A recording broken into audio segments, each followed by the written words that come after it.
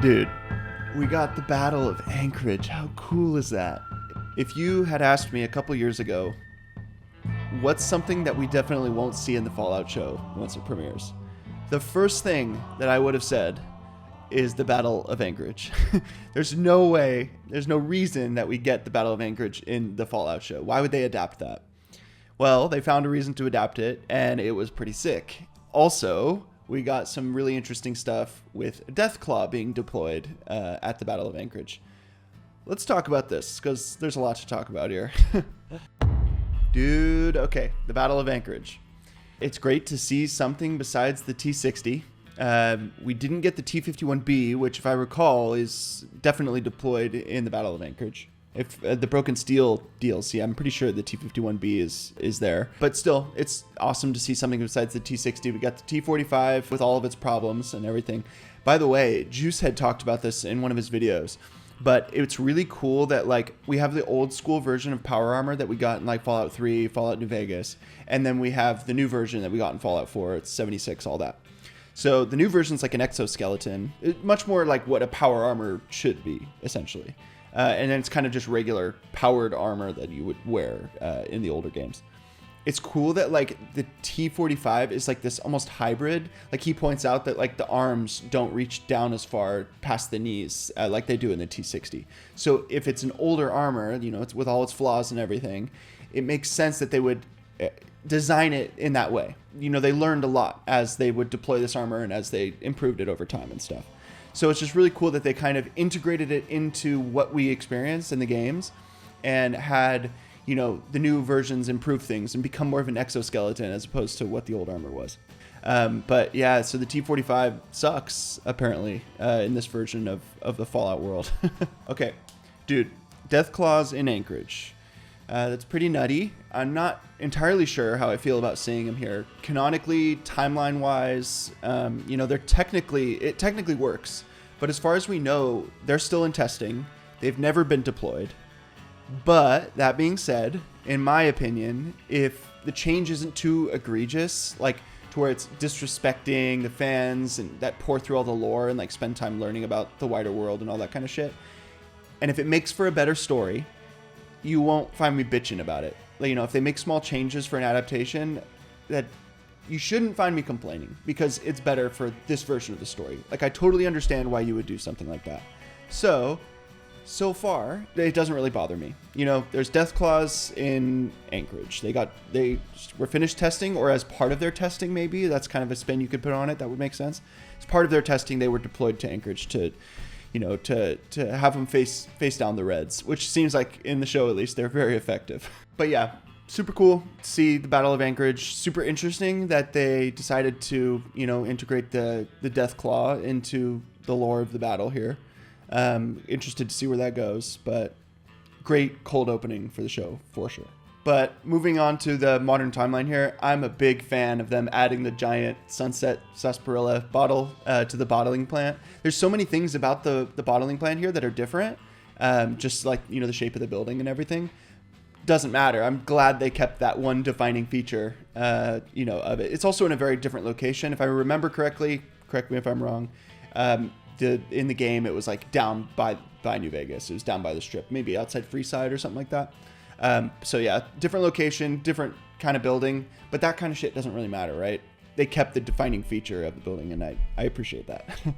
Dude, when we moved on and we get to Lucy being kind of rehabilitated by that NCR remnant, the folks that are left over there, and she's being pumped full of buff out, which we will very much get back to in a little bit. I loved how they like let her stock up on guns before her and the ghoul head out, and the Fallout theme kicks in, and that was so fucking sick. I don't know if we've heard the Fallout theme in the show. I didn't go back and watch the first season again before this season. I don't know if we've heard the Fallout game theme in the show yet. Maybe we have, but anyway, it was still, nonetheless, that was pretty awesome when that kicked in. I definitely had one of those like, woo, let's go. But yeah, jump in the comments. I might be getting this wrong. Is that the first time we've heard the theme in the show? If it is, super hype. If not, we've heard it before. It was still super hype for me because I didn't remember. By the way, hilarious detour here real quick. The products of inbreeding community, this whole side storyline that we've kind of barely touched on through the season so far. Vault 33, and just kind of some of the shit they're dealing with there. This whole like annoying guy that they needed to get rid of, so he started this club, the Products of Inbreeding Community, support group, whatever. That line was very funny. It's so Fallout to have a group like this and to make light of and joke about inbreeding. Like in the real world, that's definitely a very different conversation, but in Fallout, it's very funny.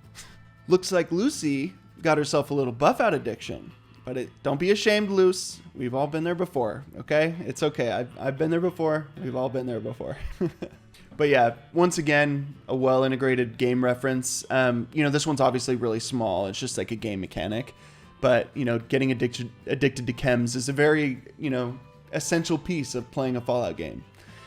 So yeah, I'm happy with how they're handling all these, game references. They're doing a good job. It's different when you're doing something like The Last of Us versus Fallout. Like, if you're too, like, look at this, in something like The Last of Us, it's a very serious, self-serious game about very serious human relationships and shit like that. Like, it doesn't really work as well. They have to be a lot more subtle. But in something like Fallout, like, do them all. Like, I don't give a shit. This is awesome. It's so great to, once upon a time in Hollywood, point at the screen. But I love how Lucy taking Buff out and getting addicted to Buff out is basically enables VATS for her. And she takes out like all the feral ghoul, version of the Kings with all these perfect shots. And then we even end off with a nice VATS camera angled shot where it follows the bullet into the back of the head or whatever. So yeah, that was cool. It's nice to see a version of VATS again here. But as we end off, we get this line from the ghoul where he just says, "One addiction at a time," after she asks for a cigarette. And I was laughing because having multiple addictions in the game can definitely be a problem. And in real life, that can definitely be a problem too. Hey, good morning. But yeah, it was just a nice reference. Felt like a little wink at the audience. Okay, so talking about the strip. What exactly happened here? Clearly the strip's been irradiated. That's how we got, Freeside and stuff with the ghouls being irradiated. But like they kind of, it almost gets hinted at that like the Deathclaw eggs have something to do with the radiation. But I doubt that, since as far as I remember, there's no relationship between Deathclaws and radiation. There is one exception. I think in the Lonesome Road DLC, you get the irradiated Deathclaw in the DLC. But aside from that, there's no relationship between Deathclaws and radiation. That's just genetic engineering. I don't even think the FEV is involved in creating Deathclaws. So it was awesome to see too, as these scenes on the strip kind of played out throughout the episode. We saw the Ultralux, we saw the Gamora, we saw the Lucky 38 all together. And it's funny how tightly they're all squeezed together in the show. And like, it's just budget reasons. Like they have to, and practical reasons, right? They have to build this set unless they want it to be green screen, which sucks. So they build the set. So I appreciate it. This is the right way to do it. But it's just kind of funny to see them all compressed so much relative to what we know them as in the game. The strip definitely feels very downsized and compressed so far. So I'll be curious, like as we see it in daytime and moving forward and stuff, how tightly packed it's going to feel. Still cool to see everything, realized like this. We get this really good line when Maximus is talking to Quintus, and he talks about how he doesn't have a plan. He just says, "I don't choose the things I have to do. They just keep happening." Two things from this. One, I think it's just kind of explaining the mentality, what's going through the mind of the character of Maximus. Like he doesn't have some grand plan here. He's kind of just figuring it out like anyone would, one step at a time. He's not a big plotter, right? The other this is kind of a stretch, to be honest, but still cool to think about, I was thinking like maybe that's something about like being controlled by the player and being in control, not being in control himself.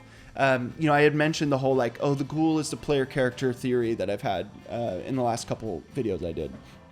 Someone mentioned in the comments that like, my impression of it was that all three of these main characters are just different versions of different playthroughs and at different points in the story, of a player of one of the games. I liked that a lot. So props to, I forget your name, whoever mentioned that. But so if Maximus is one of the player characters and one of the playthroughs who sides with the Brotherhood of Steel and joins their ranks, I like that he's one of us. So yeah, maybe that was a reference to, being controlled by a player, but it might just be more of a reference to where his character's at and what he's thinking as these things are happening in each episode. By the way, as the little Civil War finally starts here, it was really fucking sick to see all the airships taking each other out. That was awesome. So yeah, I'm excited to see if we get more of that, of the Civil War, or as Maximus flees, that maybe we're leaving the Brotherhood behind at this point for now. Actually, they took the cold fusion thing. So I bet you we're going to get some kind of conflict moving on between like Vault-Tec, between the Brotherhood, maybe even the Enclave gets involved here. We'll see. So yeah, hopefully we get a lot more in that, maybe a giant war coming. That'll be really cool. Moving on over to, the Vault drama. We get Overseer Harper, who's a very different character this season. And we find out why. Overseer Harper's a fucking Canadian, the occupied territories of Canada, which means she was frozen as well. I don't think we knew that already. Correct me if I'm wrong. But that she was frozen. She was one of Bud's buds. And so yeah, that's pretty crazy. And she's plotting big time. She's even working against the other buds. It sounds weird to say. She's even like working against them now. So she's got some sort of ulterior motive here. But yeah, as she's having this conversation with Zach Cherry's character, he discovers her old Canadian ID hidden in a shelf. That was super sick. What a great detail. That's really cool that they're adding that in here. Like they could have just had an ID from pre-war America and it would have, gotten the same point across, but having it be like occupied territory Canadian ID is super cool. Great detail, great reference to how the lore works and how the world works. I'm excited to see where that goes. But dude, what the fuck? The Deathclaw looks super good. This version we got a better look at, on the strip. I don't know if it's like an alpha male or legendary Deathclaw, as far as the variants for New Vegas go.